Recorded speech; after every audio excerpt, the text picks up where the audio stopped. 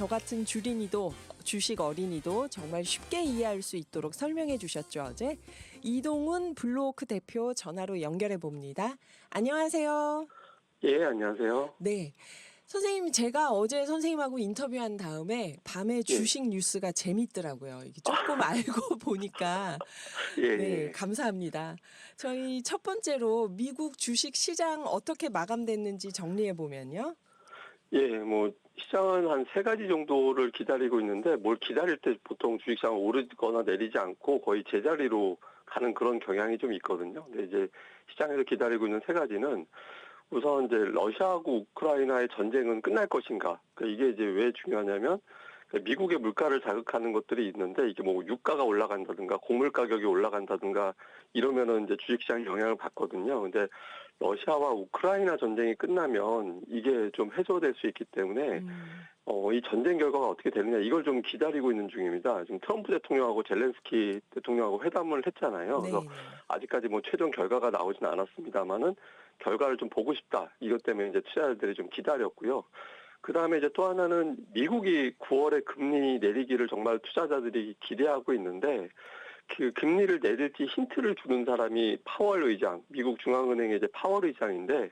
이 사람이 이번 주말에 연설을 합니다. 그래서 그 연설을 할 때 어떤 발언을 할지 9월에 금리 내릴 겁니다. 그런 힌트를 줄지 이걸 좀 기다려봐야겠다. 또 이것도 역시 또 투자자들이 대기하고 있는 그런 재료고 또 하나는 이제 트럼프가 또 때만 되면 계속 이제 관세 이야기하는데 지난 네. 주말에 또 반도체 관세 많이 부과할 거다 이런 이야기를 해놨었는데 그럼 이번 주에 관세 발표를 할 거란 얘기거든요. 그래서 근데 얼마나 발표를 할지 이걸 또 기다려야 됩니다. 그래서 결정된 건 없고 추측 기사들은 너무 많이 나오고 이러다 보니까 투자자들이 일단 대기하고 보자 이렇게 되면서 지수가 뭐 플러스 마이너스 거의 없이 완전히 전일과 마찬가지 제자리로 끝나는 그런 모습을 보였습니다. 네, 정말 다들 사태를 주시하면서 기다리고 있는 거네요. 그리고 보니까 잭슨홀 미팅을 앞두고 투자자들이 긴장하고 있다고 하는데요. 어떤 점 때문에 긴장을 하고 있을까요? 예, 이게 뭐 잭슨홀 미팅이라는 것 자체는 뭐 어제도 잠깐 설명드렸습니다만 이제 전 세계 주요 중앙은행장들, 그러니까 우리나라 한국은행장도 가고 중앙은행장들이 모여서 앞으로 금리를 어떻게 할지 뭐 이거를 이제 논의하는 자리거든요. 그러니까 뭐 여기서 논의해서 뭐 우리나라의 금리를 올릴 겁니다, 내릴 겁니다 이런 결정을 하진 않는데 여기서 이제 지금 뭐 자신들이 생각하고 있는 경제 상황이라든가 뭐 이런 것들을 발표합니다. 근데 이게 주목을 받았던 게 2005년도에 인도의 중앙은행 총재가 미국에 금융위기 올 수 있다 이런 경고를 한 적이 아, 있었거든요. 네네. 근데 실제로 2007년도, 2008년도 그때 미국에 금융위기가 왔잖아요. 네. 그래서 여기서 나오는 발언을 무시하면 안 되겠구나. 그러니까 이렇게 이제 투자자들이 그때부터 생각을 했는데 그 이후에 또 최근 들어서 보면 2022년도에 파월이 뭐 강력한 긴축 의지, 그러니까 쉽게 얘기해서 우리 금리 올릴 거야. 그리고 올린 금리 절대 안 내릴 거야. 이런 메시지 나오면서 시장이 깜짝 놀래가지고 그때 주식시장이 급락을 한 적이 있습니다. 그래서 파월 의장이 보통 그냥 소소하게 일상 얘기하거나 뭐 경제 전망 간단하게 얘기한 게 아니라 뭐 강력한 어떤 그 금리 정책에 대한 메시지를 줬었거든요. 그리고 또 작년 같은 경우는 우리 할 만큼 다 했다. 이제 금리를 내릴 때가 됐다. 또 이런 메시지를 냈었습니다. 그러고 나서 실제로 이제 미국이 금리를 인하했었거든요. 그래서 네. 근데 지금 뭐 트럼프 대통령이 계속 그 파월을 그만두라고 금리 안 내릴 거면 그만둬라 막 이런 메시지 계속 내고 있는 거고 또 주식시장 투자자들도 미국이 금리를 내리면 증시가 좀 더 올라갈 것 같은데 이런 기대가 있거든요. 그러니까 네. 금리가 내려가면 아무래도 이자가 쌀 때 투자들이 싼 돈 끌어다가 이제 주식 투자하고 이런 게 되는 거잖아요. 그래서 금리를 좀 내렸으면 하는데 그 요걸 이제 파월이 이번 주말에 연설하면서 금리를 내려줄지도 몰라 이런 좀 발언을 할지 이걸 좀 기다리고 있는 것 같습니다. 그래서 이 발언이 어떻게 나오느냐에 따라서 주식시장의 변동성이 나올 수 있기 때문에 파월 의장의 발언을 좀 기다려보자. 그러니까 이런 어떤 긴장감이 좀 있는 것 같습니다. 네. 아, 저는 이 중앙은행장들 모이는 미팅에 결정권이 없는데 뭘 이렇게 긴장을 하고 사람들이 경제 뉴스에도 계속 나오고 그럴까 했는데 여기서 한마디 한마디 나오는 게 진짜 그렇게 되는 경우가 많았네요. 미국 기업들 실적 발표도 이제 거의 마무리 중이라고 했는데요. 주식 시장을 평가해 주신다면요. 예, 지금 일단 투자자들은 선방했다 이렇게 이제 보고 있는 것 같습니다. 그러니까 이번에 이제 실적이 되게 중요했던 게 4월부터 미국에서 다른 나라들 관세 부과했잖아요. 근데 관세라는 거는 미국에 수입하는 수입업자들이 비싸게 제품을 들여오게 되는 거거든요. 그러니까 기존에 뭐 정부에다가 내야 되는 세금이 많이 붙으니까 예전에 10,000원에 들여왔다면 10% 관세 붙여서 11,000원에 수입하는 그런 결과가 되는 거잖아요. 그래서 이게 수입 원가가 올라가게 됐기 때문에 기업들의 실적이 영향을 좀 받았을 것 같은데 이런 걱정이 있었는데 발표한 기업들의 80에서 90% 정도가 예상치보다 잘 나오는 어. 그런 모습을 보였습니다. 근데 원래 미국 기업들은 실적이 예상보다 잘 나옵니다. 왜냐하면 이제 실적 발표하면서 우리 앞으로 실적이 어떻게 될 것 같아요라고 이제 전망을 같이 발표를 하거든요. 근데 항상 전망을 상당히 낮게 발표합니다. 그러니까 굉장히 보수적으로 발표를 하기 때문에 웬만하면 그 전망치보다는 높게 나오는데 아 네. 근데 보통 이제 예상치보다 상회하는 비율이 65에서 70% 정도 되거든요. 근데 이번 같은 경우는 8, 90%가 나왔기 때문에 예상보다 훨씬 더 그렇네요. 잘 나오는 거죠. 그리고 특히 관세 때문에 걱정을 했는데 이게 선방했다. 그래서 이제 아무래도 그 수입업자들하고 협상을 통해서 원가 관리를 잘했고 또 이제 일부 기업들, 그러니까 지금 최근에 이제 달러가 계속 약세 보였는데 달러 약세라는 건 우리나라로 치면 뭐 환율이 올라간 거거든요. 우리나라로 네. 치면. 또 보통 환율 올라가면 수출 기업들 유리하다라고 하잖아요. 네. 그러니까 그 미국의 약달러가 되다 보니까 미국의 수출 기업들이 또 생각보다 선방했다. 이런 것들이 겹치면서 미국의 실적 시즌은 무난하게 잘 넘겨서 시장이 좀 안 빠지고 버틸 수 있는 그런 계기로 작동했던 것 같습니다. 그런데 이 관세를 올려서 미국의 수입 물품 가격이 올라가는 거는 지금은 그렇지만 조금 장기적으로 보면 미국 경제에 영향을 주지 않을까요? 최근에 실제로 그런 이제 이야기들이 많이 나오고 있고요. 오늘 한 외국계 증권사에서는 그걸 걱정했습니다. 그러니까 음.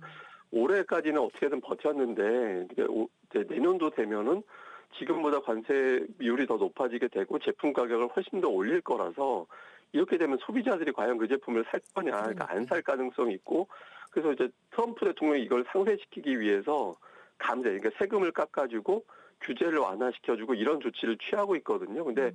결국에는 이제 관세가 그런 세금 깎아주는 것도 잠식해 버릴 거다. 그래서 내년도 초에 미국 경제에 좀 둔화가 걱정된다. 이런 시각도 있긴 있습니다. 네. 어제 우리나라 증시도 좀 정리를 해 주신다면 어제는 어땠나요? 어제 우리 증시가 유난하게 많이 빠졌습니다. 그러니까 어제 아. 그 아시아 증시가 대부분 괜찮았거든요. 그 아시아 증시가 어제 플러스 난 나라가 뭐 싱가포르하고 태국 빼놓고는 다 올랐는데 우리만 이제 하락을 했습니다. 그러니까 다른 나라들은 미국과 뭐 러시아 회담이 있었고 또 미국과 우크라이나 회담이 있고 하니까 지정학 리스크, 그러니까 전쟁 걱정 안 해도 되겠구나 이렇게 음. 되면서 이제 시장이 올라갔는데 우리 같은 경우는 어제 빠졌던 거는 이제 일단 표면적으로는 미국의 금리 인하 기대가 좀 낮아진 거 아니냐 이런 분석이 주말 사이에 연휴 기간에 좀 있었고요. 네. 그리고 우리나라 시가총액 그러니까 가장 비싼 주식 1등하고 2등이 삼성전자하고 SK하이닉스인데 둘 다 반도체 기업이잖아요. 그래서 트럼프가 또 이번 주에 반도체 발언한다고 했으니까 그러니까 반도체에 관세를 부과한다고 했기 때문에 이게 또 반도체에 뭔가 악재 생기는 건가 이것 때문에 이제 하락을 한 건데 다만 이제 아시아에서 그렇다고 해서 뭐 반도체가 포함되어 있는 대만 증시도 많이 올랐고 일본에서도 반도체 주식이 안 빠졌거든요. 그래서 네네. 그러면 이제 우리나라만의 뭔가 좀 재료가 있는 거 아니냐 이렇게 이제 해석이 되는 건데 투자자들이 지금 세제 개편안이라는 게 있습니다. 그러니까 음. 세제 개편안은 주식 시장의 어떤 세금 정책을 어떻게 할 거냐 이런 것 네. 등등을 포함한 양도세. 건데 맞습니다. 대표적으로 양도세인데 이게 아직까지 확정되지 않고 음.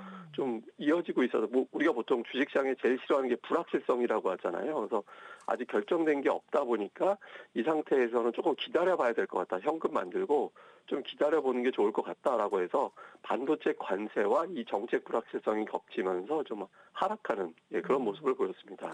그러게요. 어제 뉴스 보니까 중국, 일본, 대만 다 상승세인데 우리만 빠졌다 이렇게 나오더라고요. 그 외국인들이 우리 주식을 많이 팔았다고 하는데요. 어떤 주식을 팔았을까요?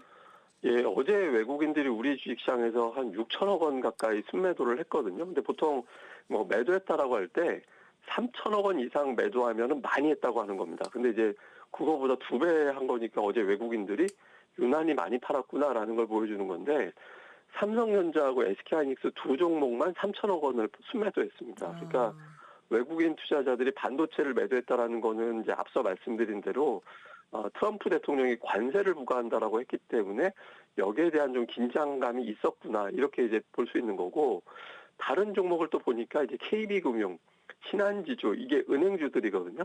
그러니까 은행주들도 매도를 했습니다. 그러니까 보통 이제 은행주 매도할 때는 경제가 조금 약해질 수도 있겠는데 이런 걱정을 할 때거든요. 왜냐하면 은행들이 이제 돈 빌려주고 그거 가지고 이제 이자 받고 이걸로 돌아가는데 경제가 약해질 때 돈 빌려가는 사람들이 줄어들어서 은행들의 수익성이 나빠지거나 아니면 대출 연체율이 올라간다든가 이런 현상이 나오게 되거든요. 그래서 은행주들에 대해서 소극적으로 대응할 때는 경제에 대해서 조금 약하게 볼 때 이렇게 하는 건데 물론 이제 뭐 어제 하루 그랬기 때문에 외국인들이 본격적으로 경제를 걱정한다 이렇게 단정할 수는 없는데 일단 어제 봐서는 반도체 걱정 그리고 경제가 조금 둔해질 수도 있겠다 이런 어떤 걱정을 해서 외국인들이 매도가 어제 좀 유난하게 많이 나오는 그런 모습을 보였고요. 그리고 이 종목들이 삼성전자 하이닉스가 올라간다라는 거는 지수가 아주 강하게 올라간다라는 걸 의미하거든요. 근데 두 종목을 팔았다라는 건 외국인 투자자들이 보기에는 한국 증시가 당분간 뭐 크게 올라간다 내려간다 이게 아니라 그냥 오르락 내리락 거리면서 그냥 지루하게 가겠구나 이렇게 예상하는 걸로 그렇게 해석은 되는 것 같습니다. 네, 고만고만 하겠구나 하면서 지금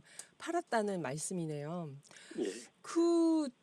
이게 박스권에 들어간 건데 우리 증시가 고만고만하게 이게 다시 오를 수 있을까요? 그리고 저는 지금 선생님께서 은행주도 빠졌다고 하니까 약간 걱정이 되는데 이거 어떻게 보시나요?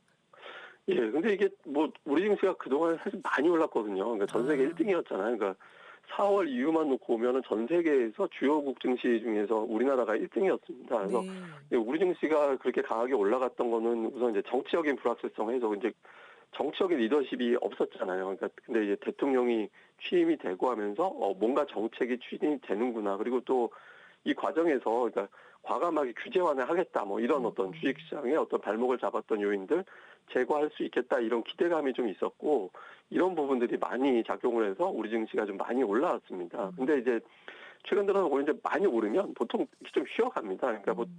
우리가 이제 코로나 때 돌이켜 보면 이제 대표적으로 강하게 올라갔던 게 코로나 국면이었거든요. 그때 코로나 이후에 금리 인하하면서 주식시장이 상당히 강하게 올라갔는데 그때도 지금같이 박스권이 한 달 정도 갔다가 올라가고 또 한 달 박스권 하다 올라가고 이런 현상이 있었거든요. 그러니까 지금 그냥 자연스러운 매물 소화 이런 것도 있는 것 같고요. 그리고 또 관세 협상 하긴 했는데 트럼프가 관세 협상 해놓고 계속 뭐 반도체 관세한다.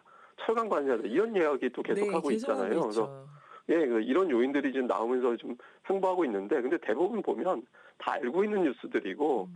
주식시장에 이미 어느 정도 반영이 됐거든요. 그래서 아마 8월 정도 고비 넘어가고, 이제 9월 정도 되고 하면, 찬바람 조금 나오기 시작하면, 주식시장이 다시 매물 소화가 올라갈 가능성이 높아서, 그러니까 지금의 조정을 뭐 그렇게 걱정하거나 뭐 겁낼 필요는 없는 것 같습니다. 아유, 선생님 말씀 들으니까 안심이 되네요. 저는 그 경제 기사 보니까 우리 주식 시장만 빠졌다 하고 굉장히 불안하게 분석을 했길래 이러다가 불황이 또 크게 오나 하고 겁이 났었는데 말씀처럼 우리가 4월에 많이 올랐다. 그래서 지금 한 달 정도 박스권에 있는 게 자연스러운 흐름이다. 그렇게 볼 수도 있겠네요. 오늘 주식 시장의 관전 포인트를 딱 정리해 주신다면 그럼 뭘까요? 예, 뭐 7월 이후에 우리 증시가 이제 뭐 말씀하신 대로 박스권이었는데 이 박스권을 유지할 수 있었던 건 큰 폭으로 하락하면 다음 날 반등했었거든요. 그러니까 음, 1% 이상 하락한 다음 날은 대부분 다 플러스가 났습니다. 근데 어제 우리 증시가 많이 빠졌잖아요. 그래서 네. 오늘 이대로 이제 좀 돌아올 수 있는지 특히 외국인들이 3일 연속 매도한 적이 7월 이후에는 없었는데 이틀 동안 매도했었습니다. 근데 이제 어제 많이 빠지면 또 종목들이 싸졌기 때문에 이런 것들 때 이제 매수하는지 이게 중요한데 특히 이제 매수할 때 어떤 주식을 매수하는지도 되게 중요하거든요. 근데 주식시장의 어떤 기대감을 유지하기 위해서는 주요 수출주들, 뭐 자동차라든가 반도체라든가 2차 전지라든가 이런 종목들 매수해주면 분위기가 조금 좋아지거든요. 그래서 이런 종목들의 매수가 유입되는지를 잘 살펴보는 게 필요할 것 같습니다. 네, 오늘 여기까지 들어봤습니다. 지금까지 블루오크의 이동훈 대표였습니다. 감사합니다. 예, 감사합니다.